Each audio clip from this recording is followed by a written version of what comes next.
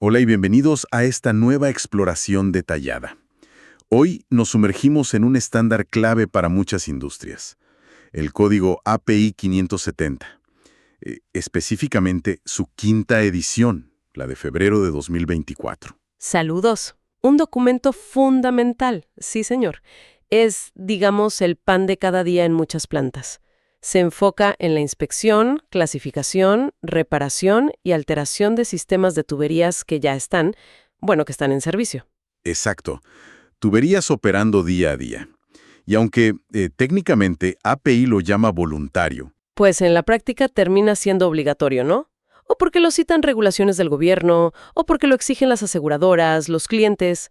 Vaya, se vuelve un requisito por referencia. entonces es la referencia, la principal para la integridad de tuberías en plantas de hidrocarburos químicas.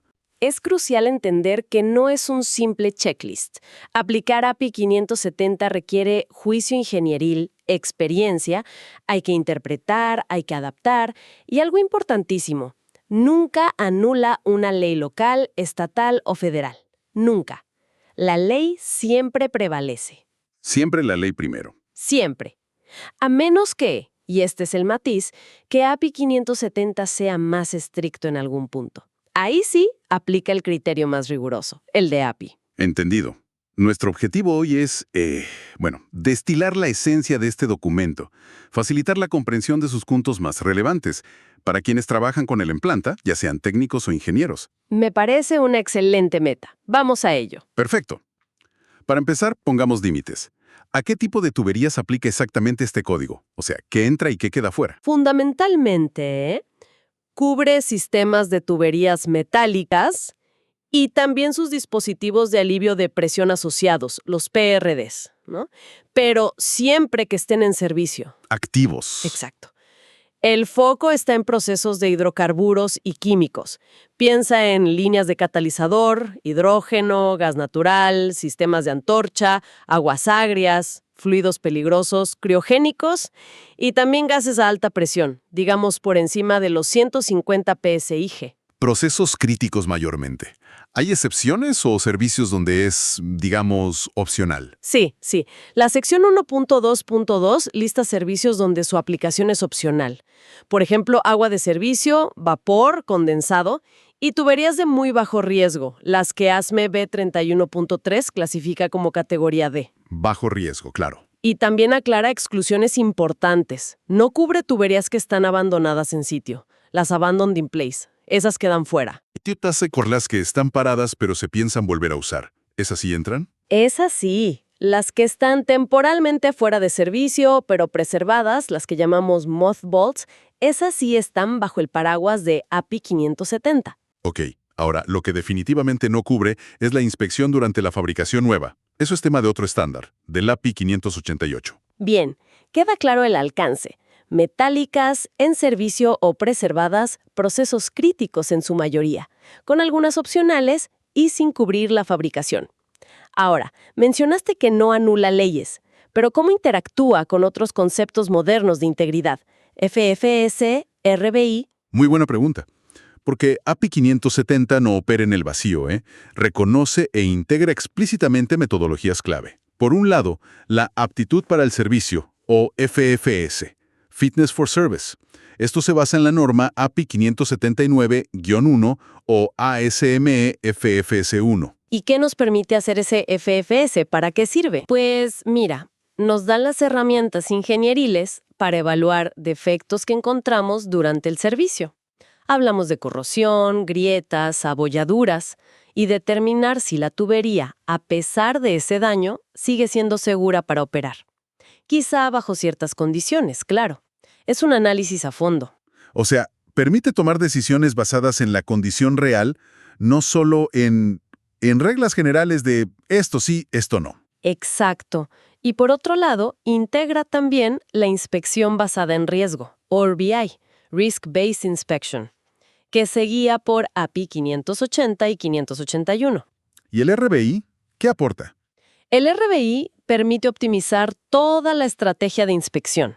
Te ayuda a definir cuándo, dónde y cómo inspeccionar, pero basándose en el riesgo real, O sea, probabilidad de falla por consecuencia de esa falla. Para cada circuito de tubería. Es más inteligente. Entonces, API 570 da el marco general, pero FFS y RBI son como herramientas avanzadas dentro de ese marco, para tomar decisiones más informadas, más eficientes. Precisamente. Requieren criterio, análisis. Potencian la aplicación inteligente del código, no solo la aplicación literal. Hablemos ahora un poco del lenguaje técnico. Hay términos clave que a veces se prestan a confusión. Una distinción vital. ¿Qué diferencia hay entre una alteración y una reparación? Esencial entender esto, ¿eh? Una alteración, según la definición 3.1.3, es un cambio físico, pero un cambio que impacta el diseño original de la tubería o su capacidad documentada para contener presión. A ver, ¿un ejemplo? Imagina cambiar la ruta de la tubería o añadir una conexión grande, una boquilla importante que no estaba prevista en el diseño original. Eso es una alteración. Es un cambio de fondo. ¿Afecta las bases del diseño, digamos? ¿Y la reparación? La reparación, que es la 3.1.92, busca restaurar la tubería, devolverla a una condición segura para operar dentro de sus condiciones de diseño originales. Volver a como estaba diseñada para ser segura. Exacto.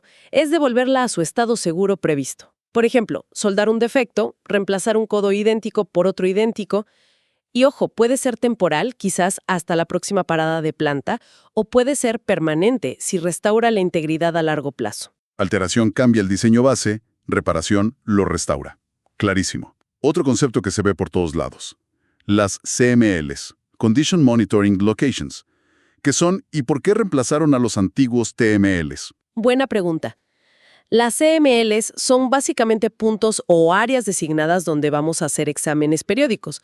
Son los lugares donde vamos a mirar la condición de la tubería. Los puntos de chequeo. Eso es. Y el cambio de TML, que era Thickness Monitoring Location, a CML, Condition Monitoring Location, refleja una visión más amplia. Ya no es solo el espesor. Más allá del espesor, ¿qué más se mira? Correcto. En una CML no solo buscamos pérdida de espesor por corrosión, también podemos monitorear otras cosas. Grietas, deformaciones, corrosión bajo aislamiento, CUI, ampollamiento. Abarca la condición general del material en ese punto, no solo el grosor. Entiendo. Y un detallito. Dentro de una CML está el punto de examinación, definición 3.1.28, que es la ubicación precisa, el puntito exacto donde se toma la medida o se hace el examen. Entendido. CML es la zona de interés, punto de examinación es el lugar exacto de la medida. Ahora, dos puntos que suelen, traer dolores de cabeza en las plantas. Puntos de inyección y puntos de mezcla. Diferencia clave y por qué API les presta tanta atención. Ambos son zonas de alto riesgo, sí, pero por mecanismos distintos.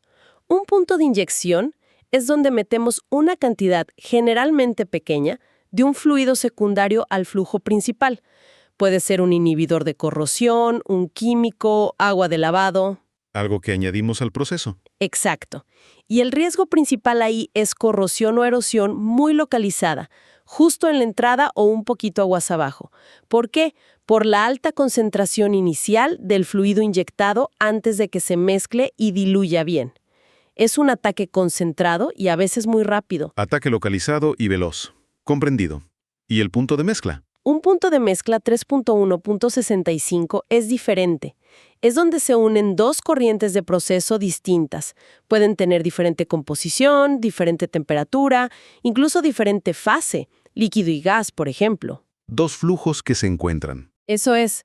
Y aquí los riesgos son más variados. Puede haber corrosión por la nueva mezcla que se forma, puede haber choque térmico si las temperaturas son muy distintas, problemas de flujo, turbulencias que causan erosión. La interacción de las corrientes genera el peligro. Entiendo. Son problemáticas distintas. Exactamente. Por eso, API recomienda que ambos tipos de puntos, inyección y mezcla, usualmente se traten como circuitos de inspección separados, con CMLs dedicadas y, esto es crucial, con intervalos de inspección más cortos que el resto de la tubería. Hay que vigilarlos más de cerca. Tiene todo el sentido tratarlos con más cuidado. Y para cerrar este bloque de definiciones clave, MAWP y T requerido. Son pilares del cálculo, ¿no? Fundamentales, sí.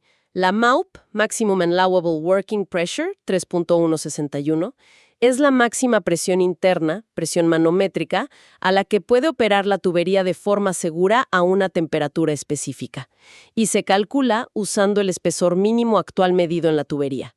Es un límite operativo que puede cambiar con el tiempo si hay corrosión. Es dinámico. ¿Y el T requerido?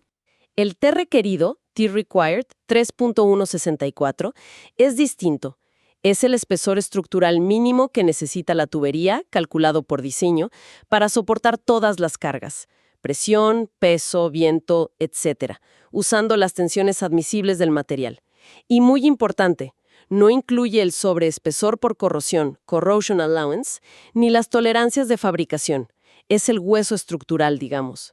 ¿Y por qué es tan importante ese T requerido? ¿Para qué lo usamos? Es la base para calcular la vida remanente, la diferencia entre el espesor actual que mides, tactual, y este requerido.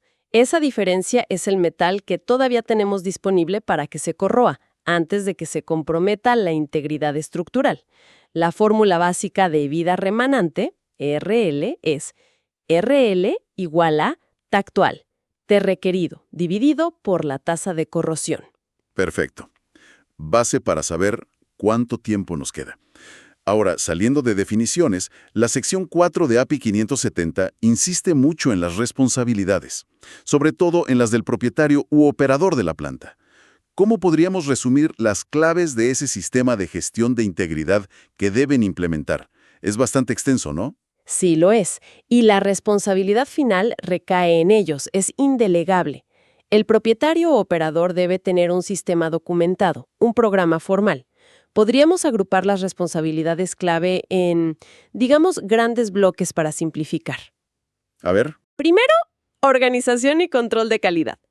Esto implica definir claramente roles y responsabilidades, quién hace qué, y tener procedimientos de control de calidad, QC, robustos, para las inspecciones y las reparaciones. Estructura y procedimientos claros. Exacto. Segundo bloque, gestión de riesgo y planificación. Aquí entra a usar metodologías como RBI se aplica. Desarrollar planes de inspección detallados para cada circuito de tubería y definir criterios claros para establecer los intervalos de inspección. Planificar basado en riesgo. Eso es. Tercero, ejecución y documentación. Lógicamente, hay que ejecutar las inspecciones planeadas, pero igual de importante es mantener registros completos y progresivos, analizar los datos de inspección e implementar acciones correctivas cuando sea necesario. Datos, análisis, acciones. Cuarto bloque, gestión del cambio y operación segura. Esto es clave. Implementar un proceso formal de gestión del cambio, MOC, Management of Change, 4.3.1.3, para evaluar el impacto de cualquier modificación. Y definir y monitorear las ventanas de integridad operativa, IOWs, Integrity Operating Windows, 4.3.1.4, para mantener las variables de proceso, presión, temperatura, etc., dentro de límites seguros para la tubería. Controlar cambios y operar seguro. Y finalmente, el quinto bloque. Personal y recursos.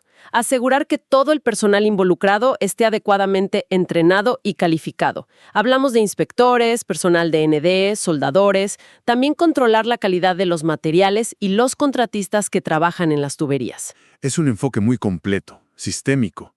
No es solo inspeccionar de vez en cuando, es gestionar activamente la integridad. Totalmente. Es un sistema de gestión continuo. Y dentro de este sistema, mencionaste al inspector. El inspector autorizado de tuberías tiene un rol central.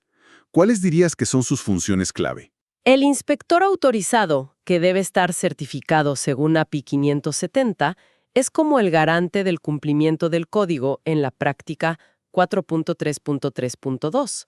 Debe involucrarse activamente en el proceso. No es solo firmar papeles. ¿Qué implica esa involucración activa? Implica revisar y aprobar los planes de inspección. Revisar y evaluar los resultados de los exámenes no destructivos, NDE. Y muy importante, tiene la autoridad para ampliar el alcance de la inspección si durante el trabajo detecta algo preocupante que no estaba previsto. ¿Tiene poder de decisión en campo? Exacto. Es quien finalmente evalúa e interpreta los datos que recolectan los técnicos de NDE. Él o ella es quien dice si algo está aceptable o no según el código. Y debe comunicar claramente las no conformidades y recomendar las acciones correctivas necesarias. No solo firma, sino que evalúa técnicamente y recomienda.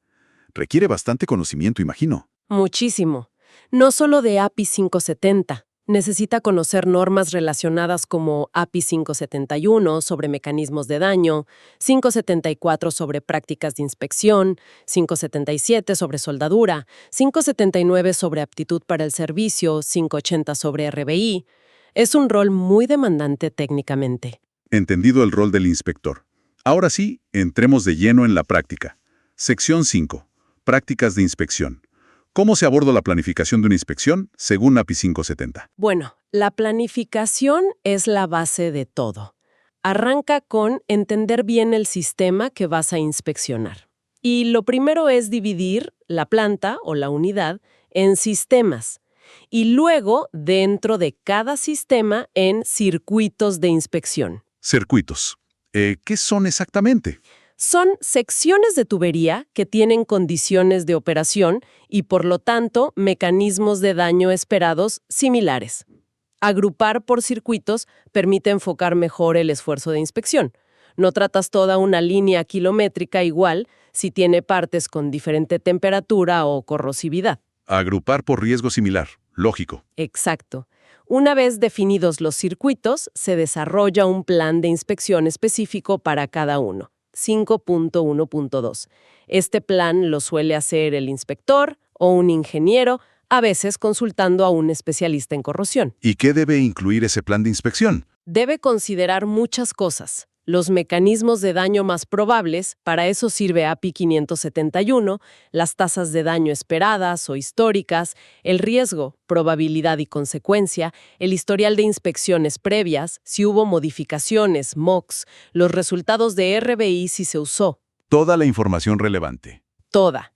Y con base en eso, el plan especifica qué tipo de inspección se va a hacer, visual externa, medición de espesores con UT, radiografía, etc., dónde exactamente se va a inspeccionar, la ubicación y el número de CMLs, cuándo hay que hacerlo, la fecha límite, cómo, el método NDE específico y también qué preparación se necesita, como limpieza o acceso seguro, andamios, por ejemplo.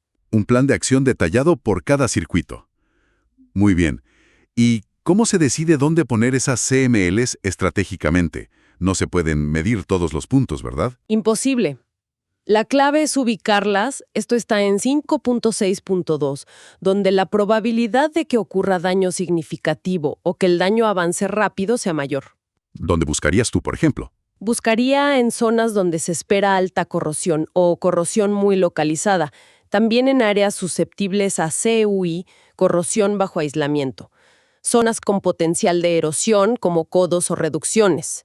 En dead legs o tramos muertos, aguas abajo de puntos de inyección o mezcla, como ya comentamos, en lugares donde ya hubo problemas antes, historial, o en puntos donde una falla tendría consecuencias muy graves. ¿Dónde más duele si falla o donde es más probable que falle? Exactamente, y lógicamente en circuitos de mayor riesgo o con tasas de corrosión más altas, pondrás más CMLs. ¿Y qué hacemos con los datos que recogemos en esas CMLs? Esos datos se monitorean periódicamente. Lo más común es medir el espesor típicamente con ultrasonido, UT, o a veces con radiografía de perfil, RT. Es crucial buscar el espesor mínimo en la CML, lo que a veces requiere hacer un escaneo del área o tomar múltiples puntos, por ejemplo, en los 4 cuadrantes de un codo. Buscar el punto más delgado. Eso es. Y esos datos de espesor medido los usas para calcular las tasas de corrosión, estimar la vida remanente, RL, y con eso definir cuándo será la próxima inspección de esa CML. Por eso es tan importante marcar bien las CMLs en la tubería, para poder volver al mismo punto y tener mediciones comparables. Repetibilidad. Lógico, para poder calcular bien las tasas. Hablemos de un mecanismo específico que mencionaste, la corrosión bajo aislamiento, la CUI. Es un problema frecuente y oculto. ¿Cómo lo aborda API 570? Sí, la CUI es un dolor de cabeza importante. API 570 le presta atención especial, en la sección 5.8. Dice que hay que considerarlas seriamente en todas las tuberías que están aisladas térmicamente y operan en ciertos rangos de temperatura. ¿Cuáles son esos rangos? Para acero al carbono, el rango clásico es entre menos 12 grados Celsius y 177 grados Celsius, aproximadamente 10 grados F a 350 grados F. Para aceros inoxidables, los rangos son específicos y hay que considerar sobre todo el riesgo de corrosión bajo tensión por cloruros si hay humedad. Ok, rangos de temperatura definidos. ¿Y cómo se inspecciona? ¿Hay que quitar todo el aislamiento? No necesariamente de entrada. La inspección puede empezar buscando signos externos, indirectos. Manchas de óxido en el revestimiento del aislamiento dañado o mojado, fugas visibles, zonas donde el servicio es intermitente, ciclos de mojado y secado, penetraciones en el aislamiento. Buscar pistas desde afuera. Exacto. Si encuentras signos sospechosos o si encuentras QI en un punto, ahí sí tienes que ampliar la búsqueda a otras áreas susceptibles. La guía detallada para QI es otra norma, API RP 583. ¿Y para ver debajo del aislamiento sin quitarlo todo? Se pueden usar técnicas en DI específicas. Por ejemplo, radiografía de perfil, RT Profile, corrientes inducidas pulsadas, PEC, ultrasonido de onda guiada, GWT. O, si estas técnicas no son suficientes o se necesita una inspección más directa, se recurre a la remoción estratégica del aislamiento en las zonas de mayor riesgo. La tabla 2 del código da una guía para esto. Luego haces inspección visual directa y mides espesores con UT convencional. Un enfoque escalonado, entonces. Desde lo externo hasta quitar aislamiento si hace falta. Y se confirma el trato especial para los puntos de inyección y mezcla que mencionamos antes. Requieren un plan diferente. Confirmado. Las secciones 5.9 y 5.10 hablan de ellos. El daño en estas zonas puede ser muy acelerado y muy localizado. La mejor práctica que recomienda API 570 es tratarlos como si fueran circuitos de inspección separados. ¿Y eso qué implica en la práctica? Implica usar NDE que sea más sensible a detectar ese daño localizado, como escaneos con UT o mapeo de corrosión. Poner más CMLs concentradas en la zona de influencia del punto de inyección o mezcla y, como dijimos, aplicar intervalos de inspección más cortos. El código establece un máximo de 3 años para la inspección de espesores en puntos de inyección. Hay que vigilarlos mucho más. Incluso la boquilla de inyección debe inspeccionarse. Clarísimo. Mayor vigilancia para esas zonas críticas. Esto nos lleva directamente a la sección 6. Intervalos de inspección. La pregunta del millón. ¿Cada cuánto hay que volver a mirar esas tuberías? Bueno, la frecuencia de inspección, sección 6.3, se basa en lo que dé el intervalo más corto de 3 posibles criterios. 1. El cálculo de vida remanente, RL. 2. La clasificación de servicio de la tubería, que se basa en la consecuencia de una falla. O 3. Una evaluación de inspección basada en riesgo, RBI, si la tienes implementada. Ok, el menor de esos 3. Y si no usamos RBI, ¿cómo funciona con RLI clase? Si no usas RBI, la regla general 6.3.3 para el intervalo de medición de espesor es: tomas la vida remanente que calculaste, RL, y la divides por 2. Comparas ese valor con el intervalo máximo permitido para la clase de servicio de esa tubería, que está en la tabla 1 del código.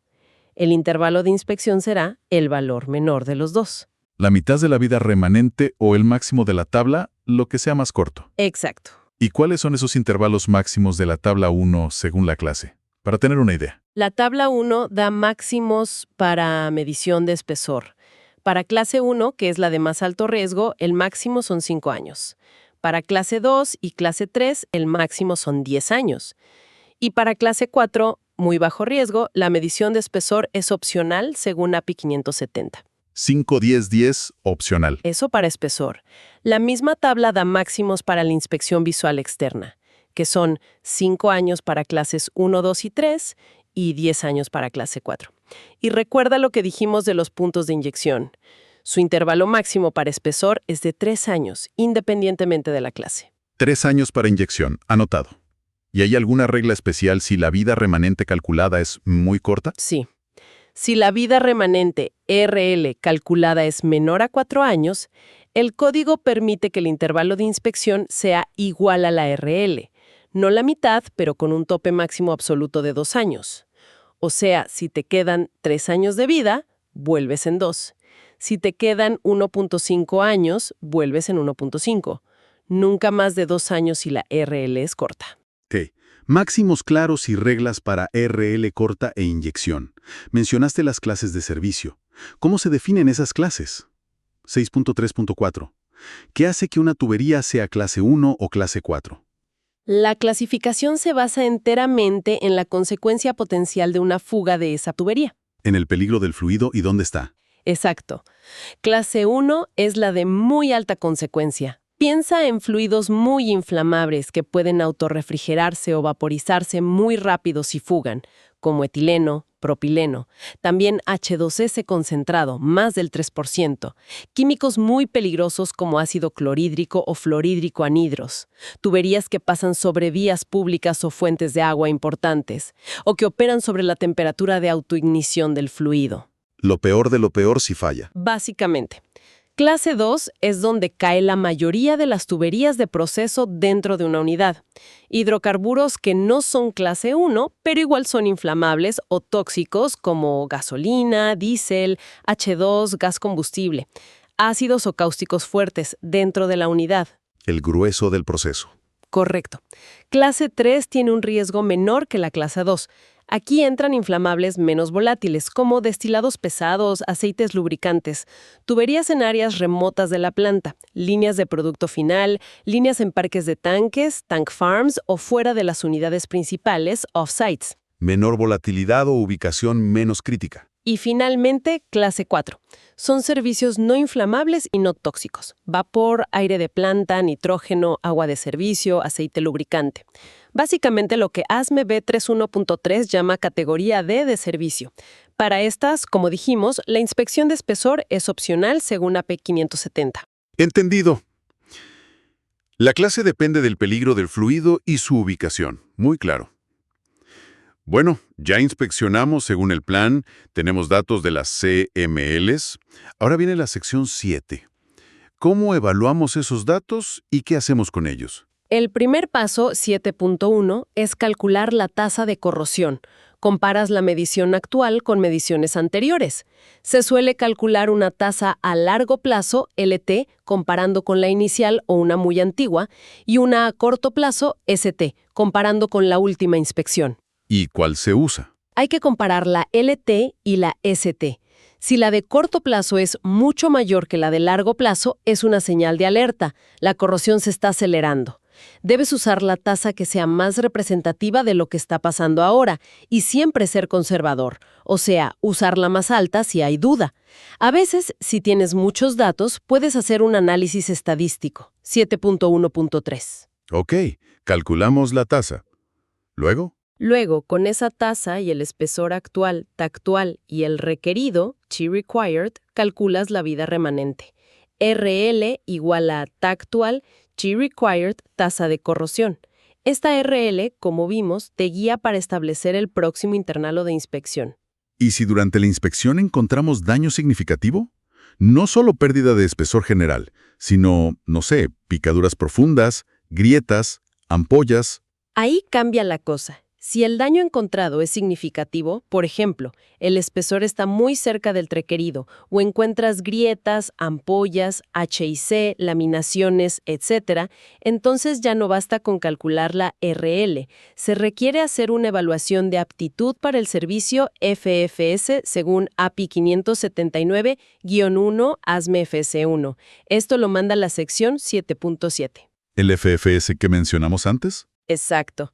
El FFS es un análisis ingenieril detallado para determinar si la tubería, con ese defecto específico, sigue siendo apta para operar de forma segura.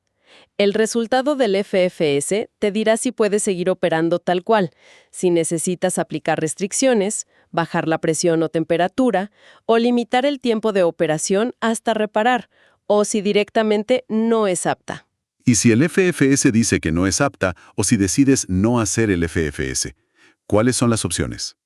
Las opciones son claras. O reparas el defecto o reclasificas la tubería a condiciones de operación menos severas, menor presión o temperatura, si eso la hace segura, o la retiras de servicio definitivamente. O sea, aptitud para el servicio decide el camino a seguir. Operar, con o sin restricciones, reparar o retirar. Algo más importante en esta sección de evaluación. Sí, fundamental. La gestión de registros 7.9. Es crucial mantener registros permanentes y progresivos de todo. Datos de diseño, historial de inspecciones por CML, resultados, cálculos de RL, informes de FFS, detalles de reparaciones, alteraciones, re-ratings, todo bien documentado. El código recomienda mucho usar isométricos de inspección 7.9.6 para ubicar todo esto. Sin buenos registros, la gestión de integridad se vuelve, imposible. Totalmente de acuerdo. La memoria de la planta. Y eso nos lleva naturalmente a la sección 8. Reparaciones y alteraciones. ¿Cuáles son los principios clave aquí? El primer principio es que cualquier reparación o alteración debe hacerse siguiendo los requisitos del Código de Construcción original de la tubería, por ejemplo, ASME B31.3. Y el segundo es la autorización, 8.1.2 y 8.1.3. Una reparación requiere la aprobación del inspector autorizado. Una alteración, como implica un cambio de diseño, requiere la aprobación del inspector y de un ingeniero calificado en diseño de tuberías. Más control para las alteraciones. Lógico. ¿Y qué tipos de reparaciones se contemplan en API 570? Hay varias categorías. Están las reparaciones soldadas temporales, 8.1.4, como por ejemplo colocar un manguito soldado, sleeve, sobre un área dañada, o usar parches soldados con filete, aunque estos tienen restricciones importantes. Son temporales porque tienen una fecha límite para ser reemplazadas por una reparación permanente. Soluciones de parcho, digamos. Algo así. Luego están las reparaciones soldadas permanentes 8.1.4. Aquí entra excavar el defecto y rellenar con soldadura, aplicar un refuerzo soldado, weld overlay, reemplazar un tramo completo de tubería, corte y empalme, o incluso usar parches insertados, insert patches, aunque estos últimos también tienen requisitos muy estrictos de diseño y ejecución. Más definitivas. ¿Y hay opciones sin soldadura? Sí, las hay. Son las reparaciones no soldadas, 8.1.5. La más común son las abrazaderas mecánicas diseñadas específicamente para contener fugas o reforzar. Y también se mencionan las envolturas de compuestos, los composite wraps. Estas pueden ser temporales o incluso permanentes si se diseñan, instalan y prueban de acuerdo a estándares reconocidos y con la aprobación de ingeniería. Interesante la inclusión formal de los compuestos. Ahora, dos procedimientos que a veces son necesarios pero delicados. Hot tapping y PWHT. ¿Qué dice el código? Para hot tapping, hacer una conexión a una línea en servicio 8.2.1. API 570 es muy directo. Remite completamente a otra norma, API RP 2201, que es la práctica recomendada para eso. Hay que seguirla al pie de la letra. Ok, seguir API 2201 para hot tapping. Y para el PWHT, el tratamiento térmico possoldadura, 8.2.3.3. La regla general es bastante simple. Si el código de construcción original requería PWHT para esa soldadura, por el material, el espesor, el servicio, entonces la reparación o alteración soldada también requiere PWHT. Hay que mantener el requisito original para asegurar las propiedades del material. Mantener el requisito original. Pero ¿qué pasa si hacer el PWHT es muy difícil o incluso perjudicial para la tubería en ese momento? ¿Hay alternativas? Sí, el código contempla alternativas en 8.2.4, pero ojo, solo si el PWHT es impracticable o podría ser perjudicial. Y siempre bajo condiciones muy estrictas, y con la aprobación formal de un ingeniero y a menudo un metalurgista. No es una decisión a la ligera. ¿Y cuáles son esas alternativas principales? Hay principalmente dos métodos que se pueden usar en lugar del PWHT convencional. Uno es el método de precalentamiento, 8.2.4.2, que implica usar una temperatura de precalentamiento muy alta, por ejemplo, 150 grados Celsius o más, y mantenerla durante y después de soldar por un tiempo. Esto aplica a ciertos aceros P número 1345A. No requiere pruebas Sharpie en la calificación del procedimiento de soldadura, WPS. Precalentar mucho y mantenerlo. ¿Y la otra? La otra es usar técnicas de soldadura de deposición controlada, 8.2.4.3, como la técnica de chamber bead o control deposition welding. Esto también aplica a ciertos aceros, pino 1, 3, 4.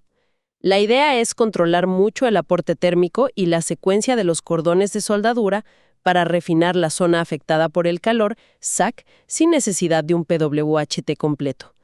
Pero esto requiere un WPS específico, calificado con pruebas de impacto Sharpie si el código original las pedía. Es bastante más complejo de ejecutar y requiere soldadores y supervisión muy calificados. Opciones válidas, pero no sencillas ni para aplicar en cualquier caso. Entendido. ¿Y qué pasa después de terminar una reparación o alteración? ¿Qué verificaciones hay que hacer?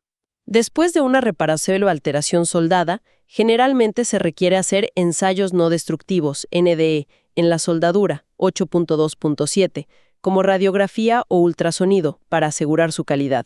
Verificar la soldadura. Exacto. Y lo preferible, sobre todo después de alteraciones o reparaciones mayores que afecten la integridad estructural, es realizar una prueba de presión 8.2.8 para verificar la estanqueidad y resistencia del conjunto. Siempre prueba de presión. Es lo preferible. Sin embargo, el código permite sustituir la prueba de presión por ND adicionales, pero solo si hay una justificación técnica sólida, se documenta bien y se obtiene la aprobación formal del ingeniero y el inspector. Por ejemplo, podrías hacer 100% de radiografía o ultrasonido en la soldadura, más otros métodos como partículas magnéticas o líquidos penetrantes como alternativa a la prueba hidrostática, si ésta presenta riesgos o dificultades excesivas. Entendido. Prueba de presión como norma general y NDE sustitutivo como excepción bien justificada y aprobada. Bueno, creo que hemos cubierto los pilares fundamentales de AP 570. El alcance, las definiciones clave, alteración, reparación, CMLs, puntos de inyección mezcla, las responsabilidades del propietario y del inspector, las prácticas de inspección, circuitos, CMLs, CUI, cómo definir los intervalos, RL, clase, RBI, la evaluación de los datos, tasas, RL, FFS, y finalmente las reparaciones y alteraciones, autorización, tipos, PWHT, pruebas. Ha sido bastante completo. Sí, hemos tocado la estructura central de API 570. Es, como decíamos al principio, un marco de trabajo muy robusto para gestionar la integridad de las tuberías en servicio. Busca equilibrar la seguridad, la confiabilidad operativa y, por supuesto, el cumplimiento normativo. Un equilibrio delicado, sin duda. Sin duda lo es, pero es importante recordar siempre que API 570 es eso, un marco. Su efectividad real en la planta depende de manera crítica de tener personal competente y bien entrenado, de contar con procedimientos claros y adaptados a la realidad local y, sobre todo, de un compromiso genuino de toda la organización con la seguridad y la integridad, lo que a veces llamamos, una cultura de integridad mecánica. Y ahí está el punto clave, ¿no? Que no sea solo cumplir el papel para pasar la auditoría. Quizás una reflexión final para quienes nos escuchan. ¿Cómo podemos ir más allá en el cumplimiento estricto de la letra del código y fomentar de verdad esa cultura proactiva de integridad? Una cultura donde cada persona, desde el operador de campo hasta el ingeniero de diseño o el gerente, se sienta responsable y, sobre todo, con la confianza para levantar la mano y comunicar riesgos potenciales, aplicando el espíritu preventivo de API 570, no solo sus requisitos mínimos. Esa es la pregunta del millón, ¿verdad? Ese es el gran desafío. Y, en mi opinión, la meta final. No es fácil. Requiere un liderazgo visible y comprometido con la seguridad, requiere comunicación abierta y honesta en todos los niveles, entrenamiento continuo que vaya más allá de lo técnico y empoderamiento real del personal para que tomen decisiones seguras y reporten problemas sin temor. Es un camino largo, un esfuerzo constante, pero es, sin duda, la dirección correcta para lograr una operación verdaderamente segura y confiable a largo plazo. Totalmente de acuerdo. Es ponerle el cascabel al gato, pero hay que intentarlo. Con esa idea importante resonando, cerramos esta exploración detallada de API 570, quinta edición. Ha sido un gusto, de verdad, poder desgranar este estándar tan relevante y compartir estas ideas. Igualmente, esperamos sinceramente que esta conversación haya sido útil y aporte algo de claridad para el trabajo diario de quienes se enfrentan a estos desafíos en planta. Ojalá que sí, que sirva para aplicar estos conceptos de manera más efectiva y, sobre todo, más segura en el día a día. Muchas gracias por la atención prestada y hasta la próxima exploración detallada. Hasta la próxima.